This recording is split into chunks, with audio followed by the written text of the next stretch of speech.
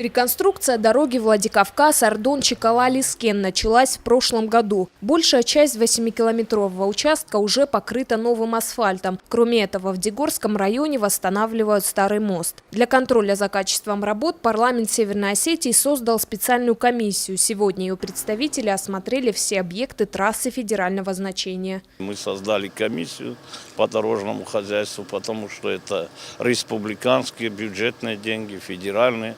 И вот что по программам выделяется, хотим посмотреть и качество дорог, потому что есть обращения граждан, есть жалобы. Где-то есть хорошие изменения, к которым мы будем стремиться и требовать со всех, кто на сегодняшний день работает в дорожном хозяйстве, чтобы улучшалось качество дорог. Далеко не на всех участках работы выполнены качественно. Некоторые отрезки дороги в Ардонском районе просто залатали. Ни один из показателей здесь не соответствует норме. Районные власти говорят, проблема в финансировании. Деньги, выделенные республикой и федеральным центром на 2014 год, уже закончились. Реконструкция продолжается за счет подрядных организаций. Среди них и Дорстройсервис. Отдать долги Комитет дорожного хозяйства Северной Осетии сможет только в следующем году. Планируется этот участок сдать в 2015 году, но была достигнута договоренность, между комитетом и подрядной организацией, что работы будут все выполнены в 2014 году. То есть подрядная организация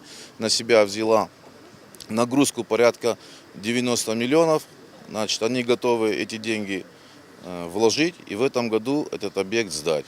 Хотя фактически деньги будут оплачены только на следующем году. Несмотря на проблемы с финансированием, строительство идет полным ходом. Рабочие трудятся в 2 смены, в каждой по 80 человек. Участок будет полностью готов к концу нынешнего года. Тамила Хамицаева, Михаил Безуглов, Осетия ТВ.